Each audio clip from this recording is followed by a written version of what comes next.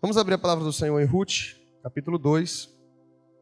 Nós vamos trabalhar todo o capítulo, mas nós vamos ler inicialmente os versos 1 ao 10. Diz assim a palavra do Senhor.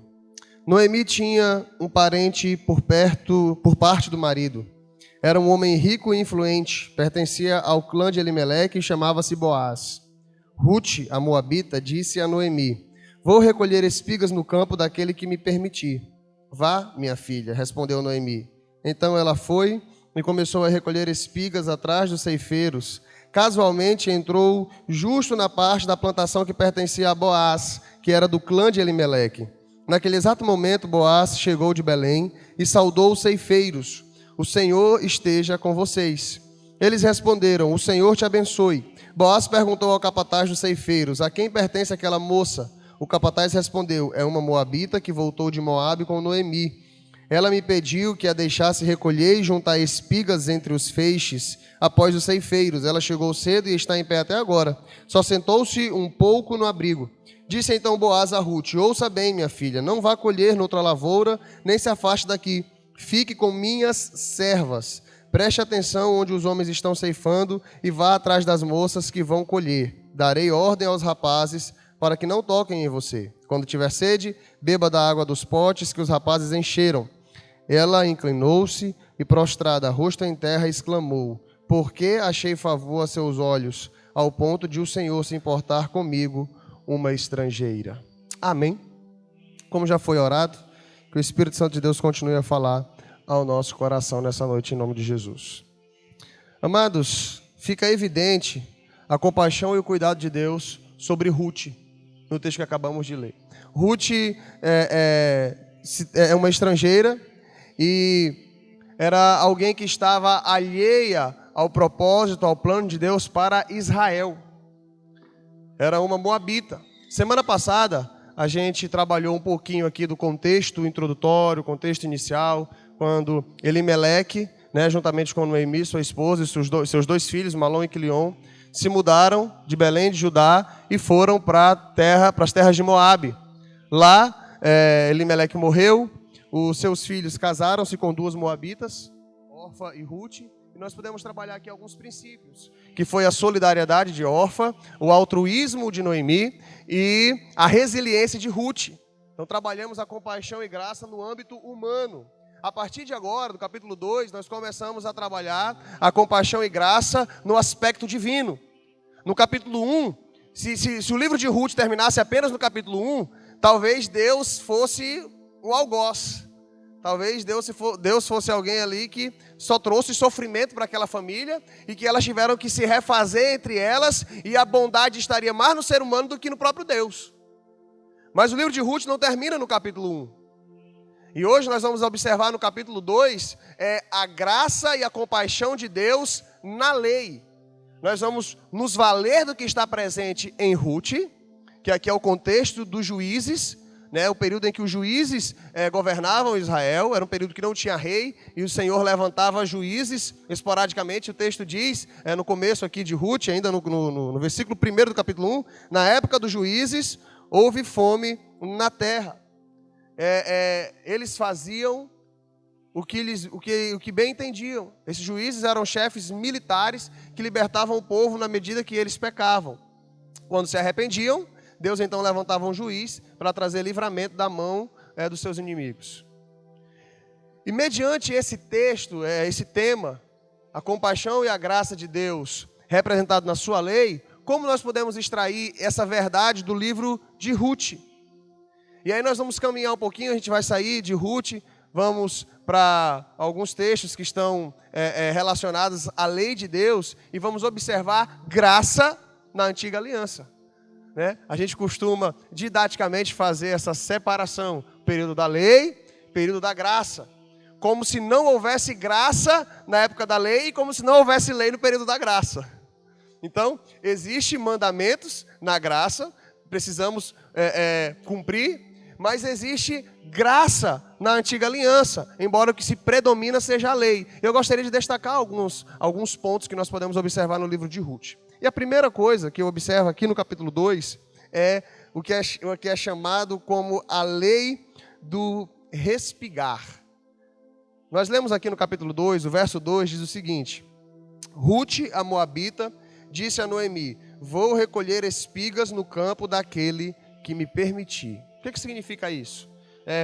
Isso está aludindo a que contexto? Eu gostaria que o Neilo colocasse aí para mim, Levítico, capítulo 19. Nós vamos ler o verso 9 e o verso 10. Levítico 19, nós vamos voltar para a lei agora e ver o que significa essa lei do respigar. Vamos prestar bem atenção. Ruth é uma estrangeira, né? Vem com Noemi para a terra do povo de Deus, lá para a Judéia. E agora ela diz que vai recolher espigas. Olha o que o Senhor fala na sua lei. Quando fizerem a colheita da sua terra, não colham até as extremidades da sua lavoura, nem ajuntem as espigas caídas de sua colheita. Não passem 2 vezes pela sua vinha, e nem apanhem as uvas que tiverem caído. Deixem-nas para o necessitado e para o estrangeiro. Eu sou o Senhor, o Deus de vocês. Preste bem atenção. Olha o cuidado que Deus está tendo com os estrangeiros. Olha o cuidado que Deus está tendo com os pobres. Olha o cuidado que Deus está tendo com pessoas menos favorecidas, financeiramente falando. E quando nós observamos isso no contexto de Ruth, nós observamos a preocupação de Deus em que os pobres pudessem ter o alimento. Nós precisamos agir com compaixão e graça com aquelas pessoas que estão necessitadas. Sabe, irmãos, se a gente for observar o que nós fazemos, quem é dono, não é o nosso caso aqui, mas quem é dono de colheita, né? Eu trabalhei como pastor lá em Medicilândia, lá é a terra de agricultor, né? Terra de colheita, cacau. E o que é natural no nosso meio, uma vez que a gente não vive no período da lei? É natural você colher tudo que dá. A gente chegava, eu pequeno, a gente cresceu lá, né? Desde 8 anos de idade eu fiquei naquela região de Altamira, Medicilândia, terra de agricultor. Então, a ideia era que você não podia perder uma semente de cacau. Eu não sei quantos aqui conhecem o fruto, né? O cacau.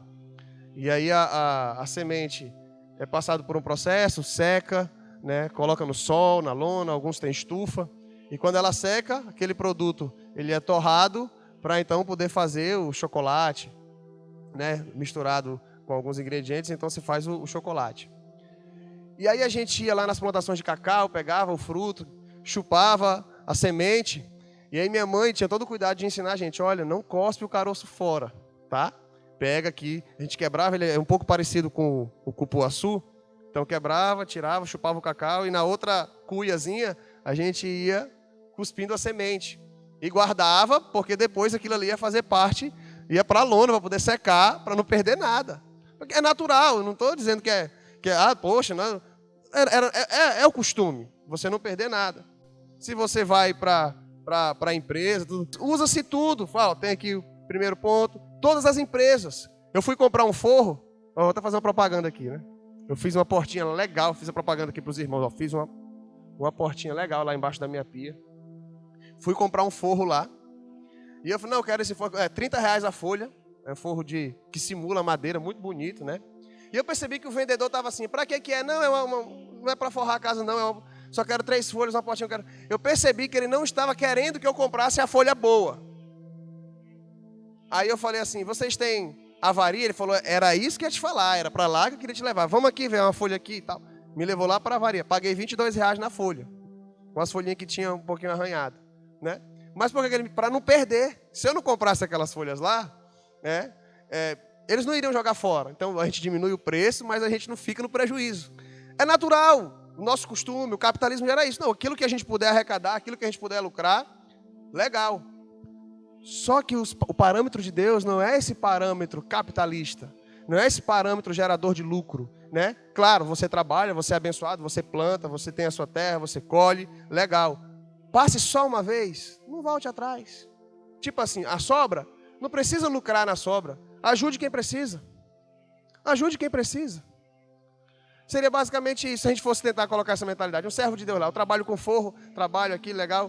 Essa parte que veio arranhada, rapaz, quer saber? Isso aqui eu posso ajudar alguém, né? Posso mandar para outro. Não vou lucrar em cima disso aqui. Isso aqui, você pode fazer um propósito como esse. De repente alguém aqui que é empreendedor, olha, aquilo que eu não puder colocar para o consumidor vender, mas eu posso ajudar alguém, né? Não vou tentar lucrar em cima disso aqui.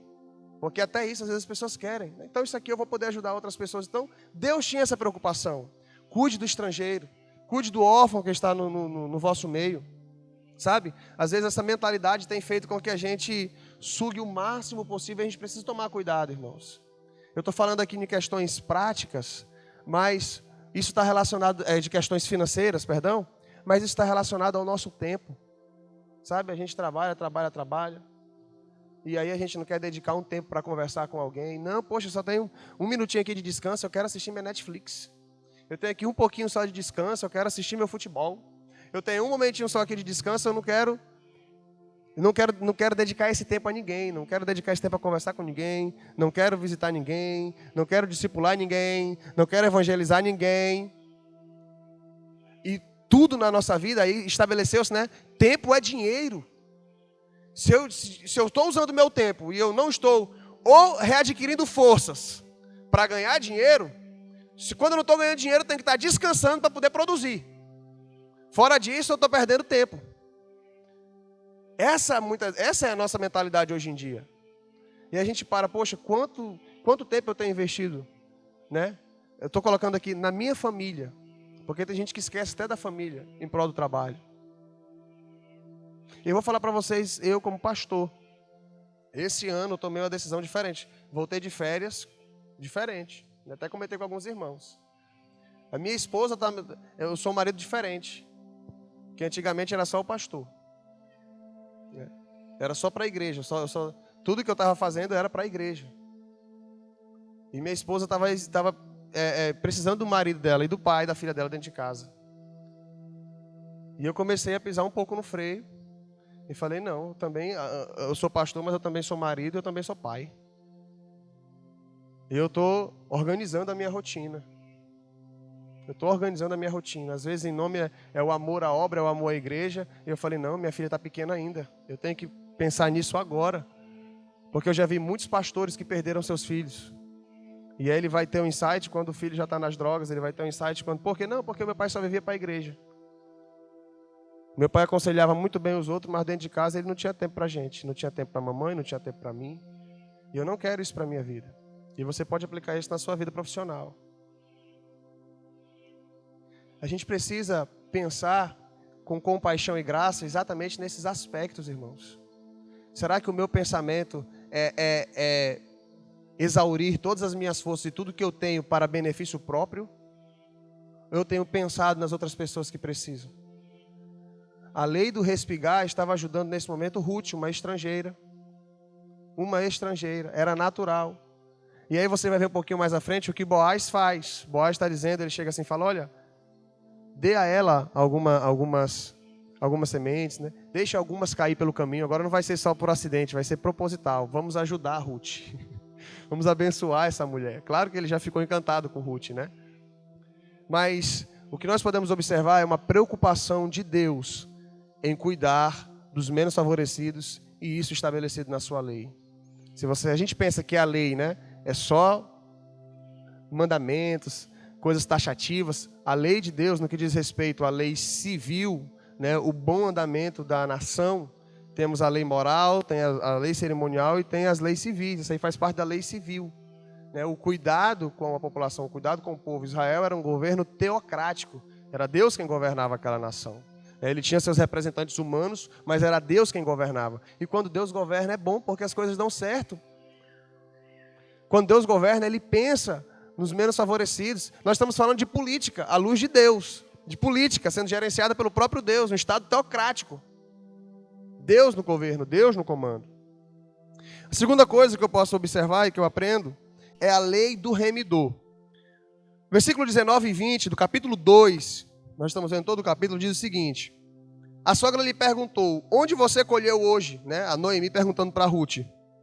Onde trabalhou? Bendito seja aquele que se importou com você. Então Ruth contou à sogra com quem tinha trabalhado. O nome do homem com quem trabalhei hoje é Boaz. E Noemi exclamou, seja ele abençoado pelo Senhor, que não deixa de ser leal e bondoso com os vivos e com os mortos. E acrescentou, aquele homem é nosso parente, é um de nossos resgatadores. Irmãos, preste bem atenção no que Noemi está falando aqui agora. Depois que ela acusa Deus de ter se virado contra ela, no capítulo 1, que nós vimos isso aqui na semana passada, A próxima vez que ela vai falar sobre Deus, agora ela já está dando graças a Deus. Se você for ver no capítulo 1, ela fala: o Todo-Poderoso se virou contra mim. Né? Ela perdeu o marido, ela perdeu seus filhos. Agora, referindo-se à lei do remidor, que Noemi conhecia muito bem, por conta de conhecer a lei, ela agora diz a Ruth, versículo 20: seja ele abençoado pelo Senhor, que não deixa de ser leal e bondoso com os vivos e com os mortos. E acrescentou: aquele homem é nosso parente, um dos nossos resgatadores. Vamos entender um pouquinho disso? Lá em Levítico capítulo 25, bota aí nele, Levítico 25, é apresentado o ano do jubileu. Preste bem atenção nisso. Nós vamos ler do versículo 14 ao 16. Se vocês venderem alguma propriedade ao seu próximo, ou se comprarem alguma propriedade dele, não explore seu irmão. O que comprarem do seu próximo será avaliado com base no número de anos desde o jubileu, e fará a venda com base no número de anos que restam de colheitas. Até o 16, vamos lá. Quando os anos forem muitos, vocês deverão aumentar o preço, mas quando forem poucos, deverão diminuir o preço, pois o que ele está lhes vendendo é o número de colheitas. Bota aí nele agora no verso 23 e 24. A terra não poderá ser vendida definitivamente, porque ela é minha. Isso é Deus dizendo. E vocês são apenas estrangeiros e imigrantes. Em toda a terra em que tiverem propriedade, concedam o direito de resgate da terra. Preste bem atenção.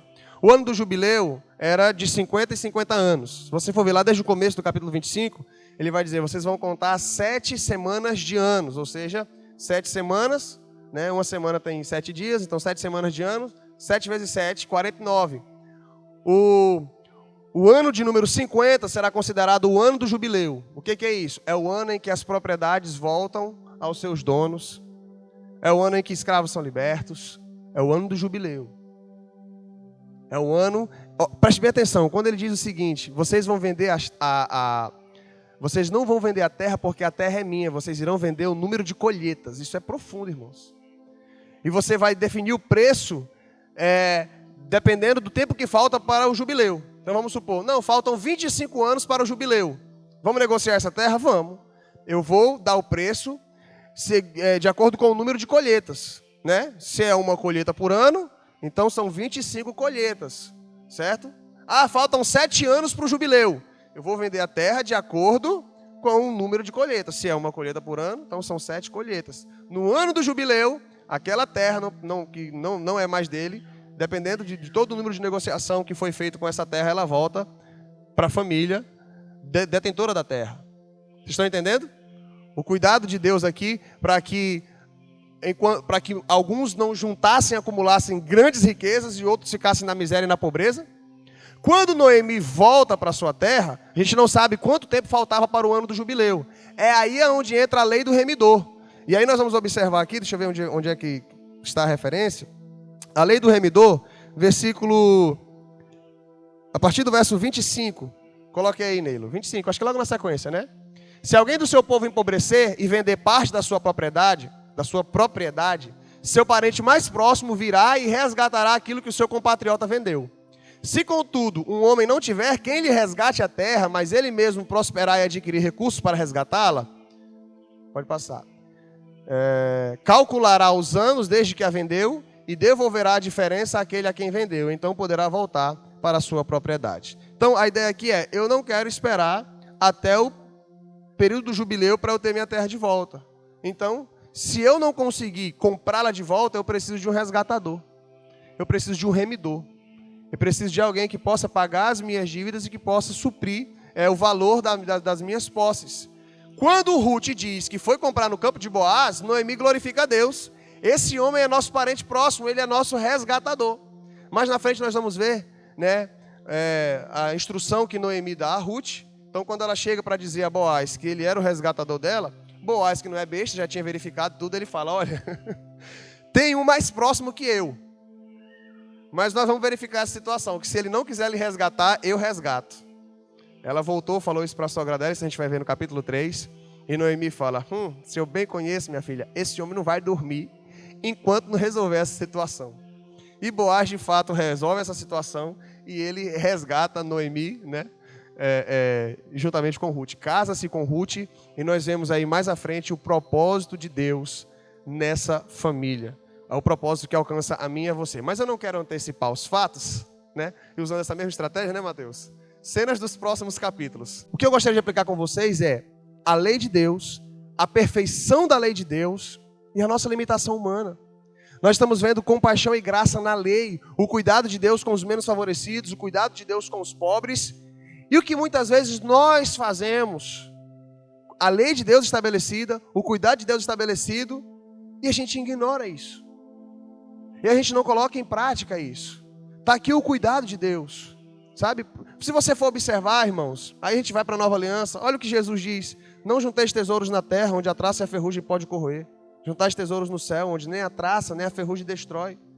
E ele fala algo muito importante, porque aonde estiver o seu tesouro, aí estará o seu coração. Ah, pastor, a gente tem que tomar cuidado quando fala dessas coisas, porque tem que ser uma interpretação. O que Jesus falou é o que ele falou. Olha a lei. As pessoas não poderiam nem ser grandes proprietários de terra. Bom, claro, aquele que sabe administrar bem, né? Se ele tem uma terra por 50 anos, ele vai conseguir juntar muito bem, vai conseguir fazer riqueza, fortuna, mas aquela terra uma hora volta para quem é de direito. Então, bons administradores, eles utilizavam o aluguel da terra, que é a terra do Senhor. Ele aproveitava muito bem aquele período, administrava muito bem e conseguia viver, e conseguia juntar riqueza e administrar riquezas, mas havia sempre esse cuidado que Deus havia estabelecido com os menos favorecidos. Aí, o que Jesus está dizendo, olha, cuidado com as riquezas.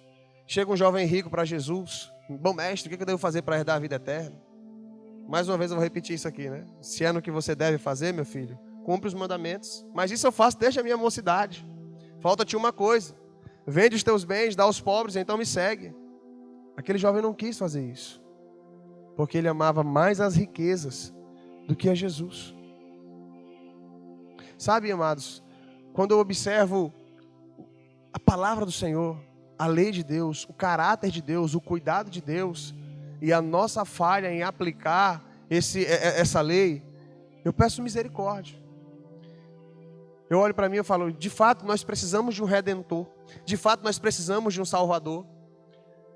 A gente pode fazer uma alusão, uma conciliação desse assunto com o próprio assunto da nossa redenção, o nosso pecado, que nós não conseguiríamos pagar a nossa dívida e readquirir aquilo que é nosso, né? Que seria a comunhão com Deus. E o próprio Deus veio ao nosso encontro, Ele é o nosso resgatador, Ele é o nosso remidor. Ele se entregou naquela cruz, Jesus se entregou naquela cruz por mim e por você.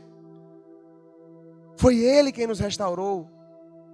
Nós poderíamos ser considerados como estrangeiros, né? Ficamos alheios ao propósito e ao projeto de Deus, porque descumprimos o mandamento, descumprimos a lei do Senhor. E Ele vem ao nosso resgate e nos restaura. Agora, o que eu gostaria de destacar com vocês é que olha o que acontecia no meio do povo de Deus. Deus preocupado com o pobre, Deus preocupado com os pequenos. E uma fala tanto de Boaz quanto de Noemi me chama a atenção sobre algo que acontecia no meio do povo de Deus. Observe o versículo 9, a parte B. Olha o que Boaz fala para Ruth: darei ordem aos rapazes para que não toquem em você. Darei ordem aos rapazes para que não toquem em você. Versículo 22. Então Noemi aconselhou a sua nora Ruth: é melhor mesmo você ir com as servas dele, minha filha. Noutra lavoura poderiam molestá-la. Está refletindo no que eu estou refletindo? No meio do povo de Deus era comum, era natural os homens violentarem as mulheres. Deus, se você for observar a lei de Deus, a preocupação dele com o ser humano, o cuidado dele com o ser humano, com os menos favorecidos, e olha o que acontecia. Boaz, era tão natural que Boaz chega assim, tipo assim, com outras mulheres vocês mexem, com essa aqui não. Olha o que Noemi fala para Ruth: ainda bem que você está com esse homem que se preocupou com você, porque se você fosse colher em outra lavoura, eles poderiam mexer com você, poderiam te molestar, né? Graças a Deus que você está na terra desse homem que olhou para... Era natural. Irmãos, a aplicação que eu faço é que a maldade do nosso coração é que justifica a situação em que nós nos encontramos. Aí vem, mas se Deus existe, por que que isso acontece? Mas se Deus existe, o porquê das catástrofes? Mas se Deus existe, o porquê disso? Porque nós somos maus. Deus é bom. Mas o ser humano perdido, caído, ainda que tenha acesso à lei de Deus, se não houver uma transformação no seu interior, ele não muda.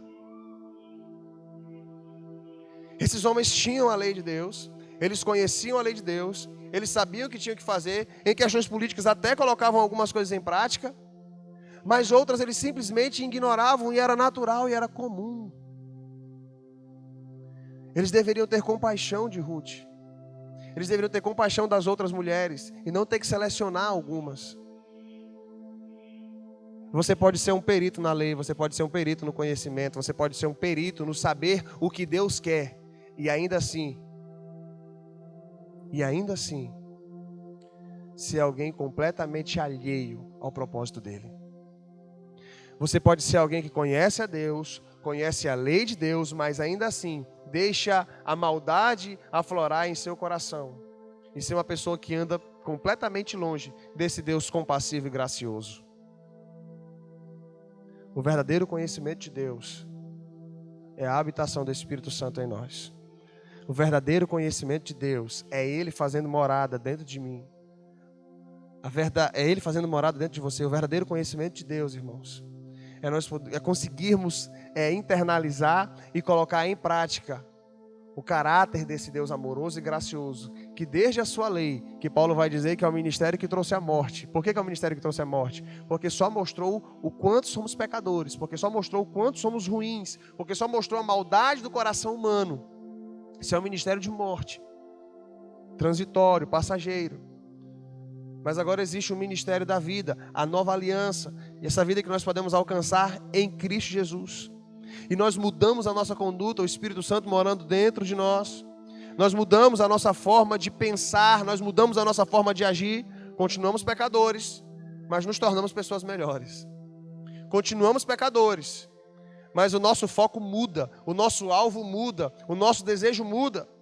Uma pessoa que não conhece a Deus, uma pessoa pecadora, que não é a habitação do Espírito Santo de Deus, o foco dela é o pecado, o alvo dela é pecar, o alvo dela é se distanciar de Deus. Quando você tem Jesus como seu único e suficiente Salvador, quando o Espírito Santo passa a morar dentro de você, o pecado, aí aquela definição clássica da teologia, né? É errar o alvo.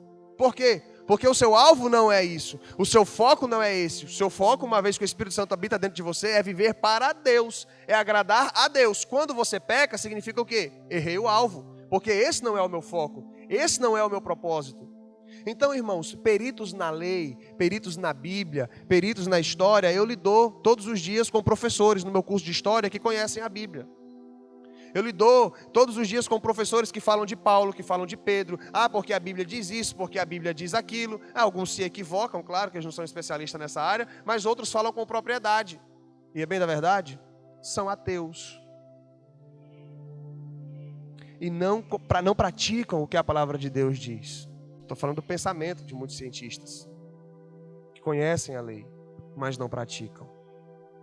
E preferem utilizar o discurso da compaixão e graça baseados em ideais políticos.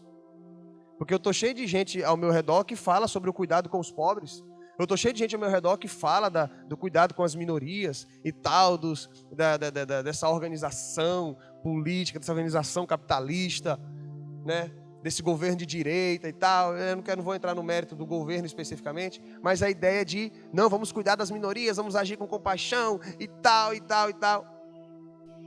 Deixa eu dizer uma coisa para vocês que eu fiquei assim, estarrecido. Fiquei estarrecido. Logo que eu entrei na faculdade, na semana do calouro, fui lá fazer minha matrícula, tinha umas meninas dançando funk até o chão. Aquelas músicas que bota a mulher lá embaixo, né? Trata a mulher assim como um animal. Muitas letras de funk. Eu estava entrando, né?